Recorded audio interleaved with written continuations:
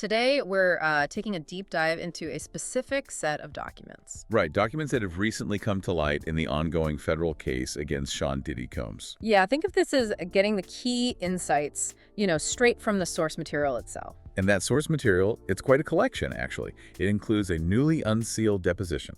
That's a formal sworn statement submitted as evidence. Exactly, from Rob and Rihanna Fenty, along with recovered letters, affidavits, and other kind of sworn statement, emails, private bliss memos. Even a scanned journal page. It's all stuff submitted as exhibits in court. Right. Centering around an alleged event back in 2009 and its alleged repercussions, over the following decade. Okay, so for you listening, this deep dive is about understanding what these sources lay out. Yeah, the sequence of events according to these documents, the details shared, how it was all interpreted in court. It's a way to quickly grasp the key points from this testimony and the related exhibits. All right, let's dive right in then. The source material really kicks off in the courtroom proceedings. It was day 9 of the trial when Robin Rihanna Fenty's name first appeared. And her testimony wasn't given live, right? It was through that sealed, notarized, written deposition we mentioned. Exactly, submitted as Exhibit 19A. Okay. And one of the first documents read aloud from that exhibit was a scanned, handwritten letter, apparently recovered from an old management archive. And dated when? March 28th, 2009. So very shortly after a widely publicized personal trauma she'd experienced. Right. And the heading on that letter, according to the source. Stark and clear, I said no. Wow, okay. That first line, it's really powerful. It read, he didn't like that.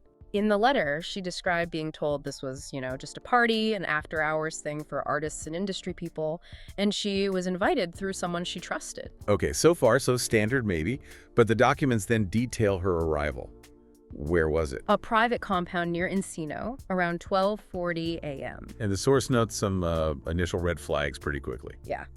Phones taken at the gate, signatures required at entry on a paper-marked guest clearance confirmation. And she remembered the woman greeting her wore gloves and the smell. Yeah, like perfume mixed with bleach. Really strong, apparently. That's odd. And the space itself. Incredibly specific description in the source. No visible cameras, just music playing, red lighting. Red lighting, okay. And she felt like there were eyes everywhere.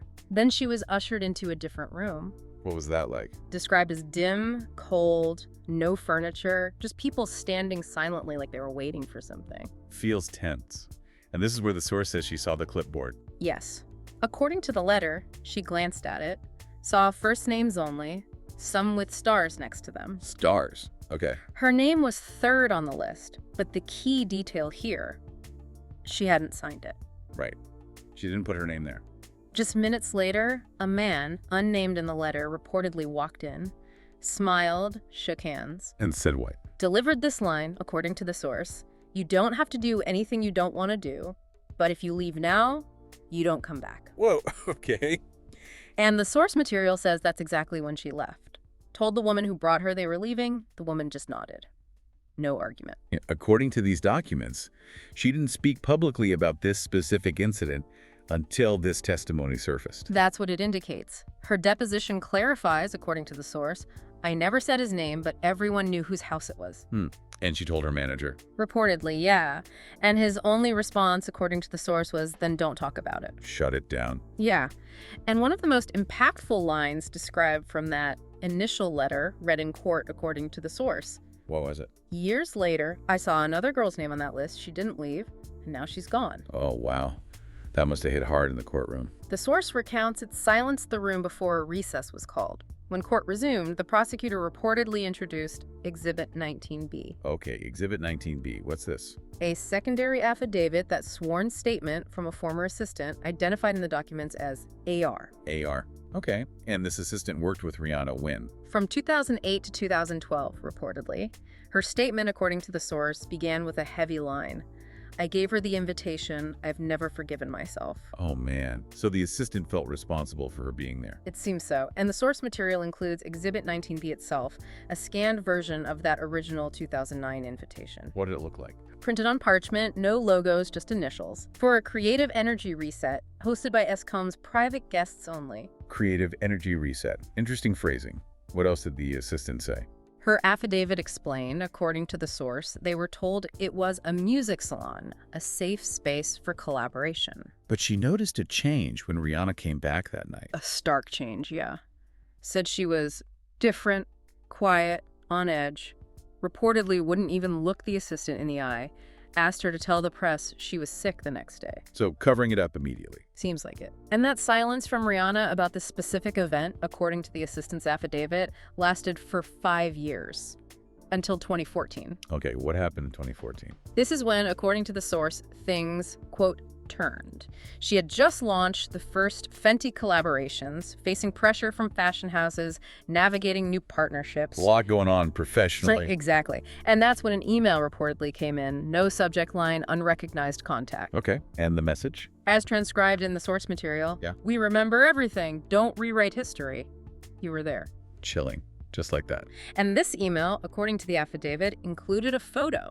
A photo of what? Her? No. Of the clipboard from that 2009 event, the very same one she mentioned in her letter. Wow, so direct callback. Exhibit 19C, that photo, was sealed. Sealed, yes, but the court confirmed its authenticity, according to the source. Names blurred except for Fenty.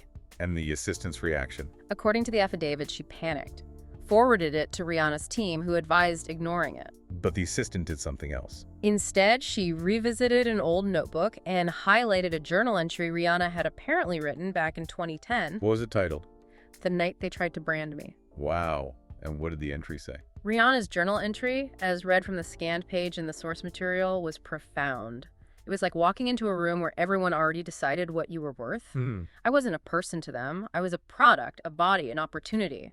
I was supposed to play along or disappear. That really frames it differently. Not just a party she left. Exactly. According to the source, the prosecutor reportedly stated, this was never just about a party. This was an attempted initiation, and she ran before they could finish the script. And the defense objected, presumably. Reportedly objected, yeah, but the deposition detailing this perspective stood as evidence. Right. The prosecutor then added, according to the source documents, she didn't just leave the house, she left with knowledge. That's why they watched her for years. Watched her. That's a heavy implication. And the affidavit reportedly confirms this is why even today, Rihanna travels with legal staff at private events. Because according to the source, she saw the clipboard, the red lighting, and never forgot what she felt they tried to make her. Okay, so this alleged watching or pressure continued. What's next? Exhibit 19D. Yep, Exhibit 19D. An audio file from Rihanna's voicemail archives, June 12th, 2015. She didn't recognize the number, the source says. Right, saved the message without picking up. And the transcript was read in court. What did it say? The voice was male, unlisted, calm, according to the source. You left early once. Don't leave loud. Not everyone who stayed regretted it. Some of us thrived. Oof, that sounds like a veiled threat. Don't leave loud. And then a second voice, muffled but clear, reportedly added, What? tell her to stop saying red, it's not her word. Stop saying red. What does that connect to? The lighting? Seems like it might. The source notes the courtroom was reportedly stunned by this audio. Judge ordered the full file sealed. Understandable. But Rihanna wrote about it. In a journal entry just 6 days later, included in the source material, she wrote, if I vanish, it started there. That room, that list, that scent. God, that's heavy. Linking potential future harm back to that night. Yeah. Then Exhibit 19E, according to the source, was a sealed text message thread from 2016. Between Rihanna and who? A redacted music producer. She'd asked about attending some tribute event. Yeah. And the producer's reply. As transcribed in the exhibit. If you're invited, it's not for your music. Just don't wear red and don't say the word either. They'll think you're trying to call it out. Don't wear red, don't say red. There it is again. Exactly. This detail, according to the source, seems to align with the red lighting and that voicemail instruction.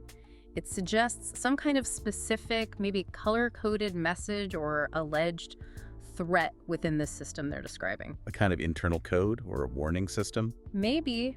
Exhibit 19F was powerful, too. A personal note she wrote to herself on the back of a plane ticket, discovered years later, submitted as evidence. What did it say? According to the source, it read, I wasn't just scared, I was ashamed. Ashamed I got that close to the machine. Ashamed I didn't warn someone else. That guilt. Wow. And her lawyer said this note was important. Reportedly stated, according to the source, that this note is what finally pushed her to provide the testimony, even just on paper. Because it wasn't just about her anymore. She felt a responsibility. Yeah, she added, I used to think I'd escaped, but what if all I did was delay the next girl's turn? It's really striking, isn't it, how even someone that successful, that seemingly untouchable, Felt profoundly unsafe behind the scenes, according to the source material, because of these alleged events and the aftermath. so the prosecution kept building this picture of sustained pressure. Yes, presenting Exhibit 19G, a signed statement from a former celebrity stylist who'd worked with her. Okay, what did the stylist add? This document, titled 2013 Milan, described a specific conversation during fittings. What was said? According to the stylist's statement, Rihanna asked if they'd ever heard of the list. The clipboard list. Seems so. She clarified by asking, "What does it mean if your name has a star next to it?" The stylist reportedly didn't know then. But found something later. Yeah, later, while pulling wardrobe options from a shared fashion house email account, the stylist reportedly saw a file. A file titled what? Titled Event Reentry Confirmed Assets Star Tier, and listed there, according to the source, Let me guess. Renty, 3 stars. Renty. Like a misspelling of Fenty. And 3 stars. Seems likely. The stylist reportedly closed the email immediately, never told her, but stated in the affidavit they knew exactly why Rihanna canceled that Milan event last minute, And the stylist's final line in the statement. according to the source. I don't know what it meant, but it wasn't fashion and it wasn't music. Leaving it hanging there. Ah. Powerful. Okay, what else? Exhibit 19H. 19H was presented as a photograph, not of a person, but of a box. A box. Found where? Reportedly found in a London hotel room in 2020 during a Fenty skin shoot. Okay. And inside this box? According to the source, a mirror, a red candle, and a single black velvet glove. A red candle and a glove. Like the woman at the door wore. Potentially. Right. No note, no sender, according to the source, just the printed tag. What did the tag say? Would have looked better on you the first time. Chilling. Another callback. And security. Filed a report, but the box reportedly vanished later. And Rihanna's reaction. According to the source, didn't mention it publicly, but her team confirmed she switched hotels that night and canceled appearances. Understandable reaction. So the intimidation, or alleged intimidation, continued right up to recent years. It appears so, based on these documents. Then came Exhibit 19I, a private voice memo recorded in 2021 for her legal team, submitted as evidence. Okay, what did she say in this memo? In it, according to the source, she said, "People think the worst thing that ever happened to me happened in front of cameras, but it didn't. The worst thing was that room, that list, that smell, and knowing I wasn't invited for my voice." Wow. That directly contrasts the public narrative of her life. Exactly. And the line the courtroom reportedly couldn't forget from this memo, Yeah. "They didn't want me gone, they wanted me changed, they wanted to rewrite me, and I refused." Refused to be rewritten. That's strong. According to the source, the prosecutor ended that segment right there, stating Rihanna hadn't just avoided the machine, she'd rejected it. And from that moment on, it never stopped trying to punish her for it. Punish her. Okay, so this moves us to the alleged ongoing efforts to track or influence her, as detailed in these documents. Right. Exhibit 19J was a handwritten tour calendar from 2016, reportedly recovered from her wardrobe trailer. And it was titled? Track days, blackout days, internal only. Okay. And what was unusual about it? Certain days had red circles with small X's drawn through them. Her tour manager stated in an affidavit, according to the source, "Those weren't our markings. I didn't write them. Neither did she." So someone else marked her internal calendar. That's the implication. And the source material notes that on one of these red X days, April 3rd, 2016, something happened backstage. What? A man she didn't recognize, reportedly carrying a Bad Boy Records credential, approached her. Bad Boy Records credential. Okay. And what did he say? When asked who he was, he reportedly replied, "I'm just here to check the lighting. You've got a special guest window coming up." Special guest window. Vague and ominous. Did she press him? Yeah, but according to the source, he just walked away and disappeared. Security reportedly couldn't find him or confirm his badge approval. A breach. And the report from that night. Exhibit 19K. It noted an unauthorized personnel breach, yeah, and that staging equipment had reportedly been tampered with. How so? Specifically, a backup mic was unplugged, and a floor light was reportedly repositioned to face her directly during a specific cue. A cue that involved. A part of her set performed entirely in red light. Red light again. The pattern continues. Her internal team log notes from that night, included in the exhibits, show she immediately requested the red light sequence be removed and replaced with cool tones. Making immediate action to counter it. And Exhibit 19L was a voice memo she recorded to herself that same night. What did she say? Somebody still has access. Someone who thinks I'm still in the ITI system. I'm not. I left. Why do they keep trying to remind me what I walked away from? ITI system, whatever that means. Yeah. But clearly feeling pursued. That's the sense you get. The prosecutor's conclusion here, according to the source, this isn't about fame. This isn't about music. This is about a system of people who believe once you step through that door, you belong to them forever. That's a terrifying thought. That leaving isn't enough. Rihanna didn't just walk away from a house, the prosecutor reportedly continued. She walked away from a machine, but the machine never stopped following her. And the source describes the courtroom mood shifting during this. Yeah, from initial shock, maybe, to this quiet, focused listening. As each exhibit, according to the source, seemed to reinforce an alleged pattern, not just coincidence. Right. Exhibit 19M, what was that? A redacted transcript of a phone call, July 2020, between Rihanna and an unnamed female artist. An artist connected to Diddy. Submitted voluntarily as evidence, yes. The artist was confirmed in the source as part of Diddy's former mentorship roster, hadn't released music in over a decade, seemingly vanished publicly. And Rihanna reached out. Her follow-up affidavit, according to the source, stated it took weeks to get this artist's number, and the first thing the artist said, What? "Don't use my name, not even now, still afraid." Wow. And the transcript included what exchange? According to the source, Rihanna asked, "You were there too, weren't you?" The unknown artist replied, "Yes." Rihanna, "Why didn't you ever say anything?" Unknown artist, "Because I didn't leave." Chilling. Didn't leave. That implies she stayed in whatever system that was. And then the line that reportedly made the judge sit back, according to the source, "I gave up the first time, you didn't. That's why they kept trying to get you back." Implying Rihanna's resistance was the reason for the continued attention or pressure. That seems to be the interpretation presented. Next, Exhibit 19N was a production email About what? confirming a segment titled Industry Control. The cost of saying no was removed from her 2021 Fenty documentary. Rihanna had personally recorded this segment, according to the source. And in that segment, According to her deposition referenced in the source, she described fame sometimes feeling like a leash, not a launch pad. but she was told to cut it. Reportedly told the segment was too disruptive to her brand identity. Her deposition said she didn't argue, just told them to cut it, because she knew, according to the source, Knew what? it wasn't about my brand, it was about theirs. Seeing it as external control again? Seems so.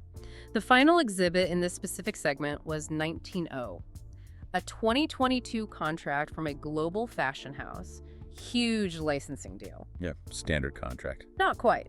According to the source, it contained a clause stating all public commentary regarding past industry experiences, especially private events or mentorship, Had to be what? must be reviewed, cleared, and mutually agreed upon. Basically a gag clause about her past experiences. That's how she reportedly saw it. Her response, according to the source documents, "That's not business, that's ownership." And she turned down the deal. Declined the multi-million-dollar deal, yeah. Yeah. Walking away not because she couldn't take it, but because, according to the source, she refused to be handled or controlled that way. Sticking to her refusal. The prosecutor's summary here, according to the sources, they tried to buy her silence, they tried to erase the red lights, but she remembered everything. Powerful summary. Yeah. So where did the prosecution go from there? The source notes the prosecution then presented one final binder of documents detailing, quote, the moment she stopped running. Stop running. All right. Exhibit 19P. A canceled appearance slip from a late 2022 ultra-private industry gala, sponsored by Combs Global. And the theme. Reportedly, legacy, loyalty, luxury. Rihanna was listed as the headlining guest. For a performance. No, for a surprise tribute and brand presentation. Her name reportedly appeared on a leaked run of show, even though her team says she never confirmed attendance. So they were positioning her as attending anyway. Seems like it. The night before the event, her team sent a withdrawal notice. Internally, according to the source, she told her security, "If I walk into that room, it's not networking, it's surrender." Seeing it as giving in. And that same night, another incident. Apparently, a man reportedly appeared backstage during a Fenty rehearsal shoot she was doing in Paris. Unidentified. Holding what? A black gift box, reportedly. Didn't speak, just handed it to a stagehand before walking out. Okay. Inside the box. According to the source, a red scarf, designer sunglasses, and a card. What did the card say? Unfinished business, room still waiting.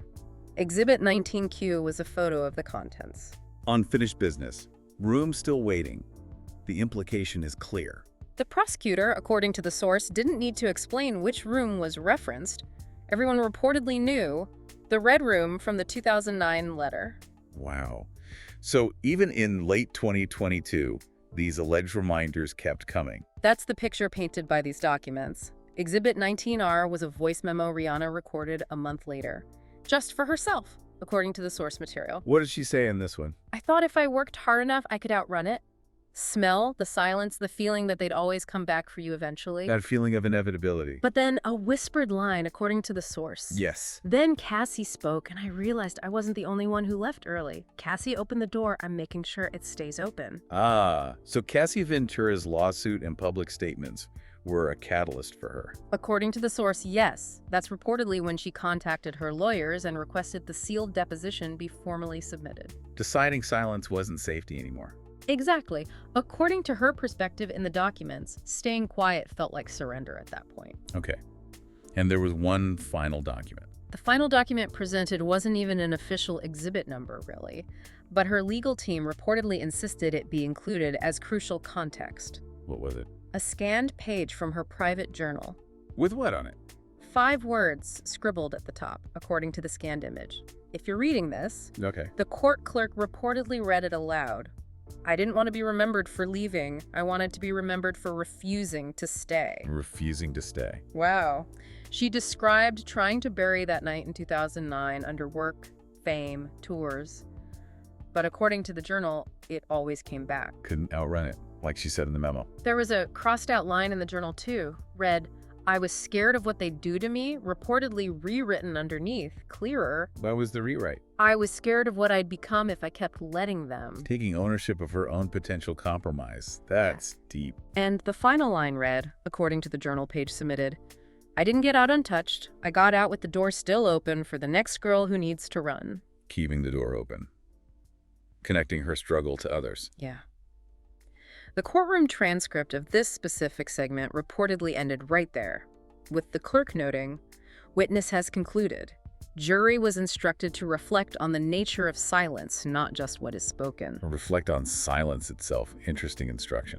So, wrapping this up, what does all of this mean, according to the sources we've just walked through? Well, this narrative, as presented through these specific documents anyway, it isn't just about an alleged isolated incident back in 2009. Right. It really portrays an alleged system, right? And its persistent attempts, it seems, to control or influence those who encountered it and then chose to leave. Yeah, the specific details from the documents, the description of the room, that clipboard with the names and stars. The messages about red and remembering, the physical items allegedly left as reminders, like the box. The alleged tracking of her movements, that backstage incident. It all seems to build a picture, presented in court as evidence of a really sustained effort after she left that 2009 event. Right.